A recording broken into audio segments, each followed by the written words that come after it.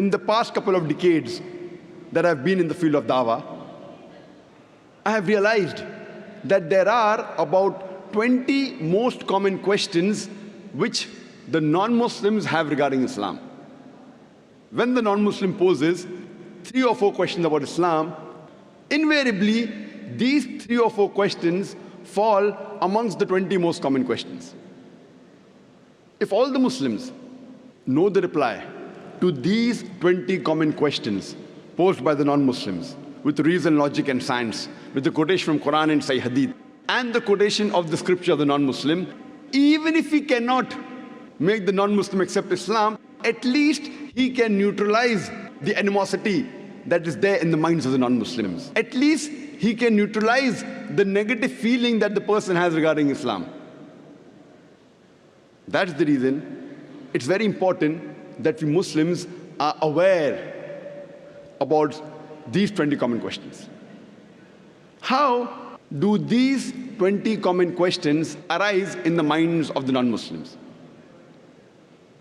Every day, the non-Muslims, they are being bombarded by the international media regarding misinformation about Islam. There is virulent propaganda regarding Islam in the international media.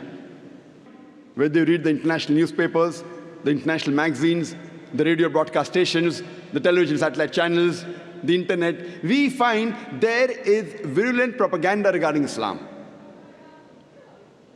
And depending how the media portrays Islam, these 20 common questions, they keep on changing. The 20 common questions that were there a couple of decades earlier, they were different than what they are today. The 20 common questions a couple of decades later may change again, depending upon how the media portrays Islam. Similarly, the 20 common questions keep on changing in the minds of the non-Muslims. And believe me, by Allah's grace, I have traveled to most of the major countries in the world. USA, Canada, UK, Saudi Arabia, UAE, Malaysia, South Africa, India. Wherever you travel, these 20 common questions are the same. There may be an additional 1 or 2 questions depending upon the local surrounding and the environment of that place. For example, if you go in the Western countries, there may be an additional question: why does Islam prohibit the taking and giving of interest? But the remaining 20 common questions are the same. If every Muslim masters the reply to these 20 common questions, he will be able to do the fard, the compulsory act of dawah to the non-Muslims. When you appear for an examination, if you at least want to pass with a good grade, not excellent, at least good grade, what you do, you read the guide. You know, in India, we have the Navneet 21 most likely questions. If you want to appear and pass favorably well, then you study the most common questions. In India, we have Navneet 21 most likely questions to appear in the examination. In every country, you have such books that if you want to do a shortcut and at least pass as far as the exam is concerned, similarly, these 20 common questions will at least make you a part-time da'i. If it cannot make the non-Muslim accept Islam, it will at least remove the animosity that is there in the mind of the non-Muslim.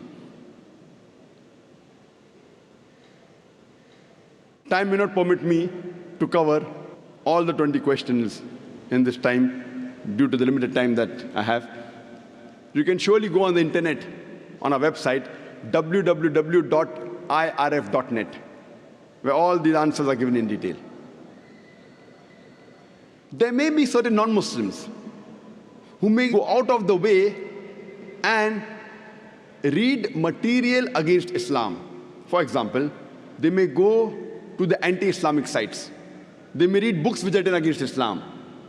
As far as these non-Muslims are concerned, who go out of the way to find additional material against Islam, for that we have another 20 common questions asked by non-Muslims who have gone to anti-Islamic sites and have read material against Islam. That we won't discuss today. That is, if you want to get, maybe first class or distinction, you have to do that. The reply to these 20 common questions asked by non-Muslims who go to anti-Islamic sites is also given on our website, www.irf.net.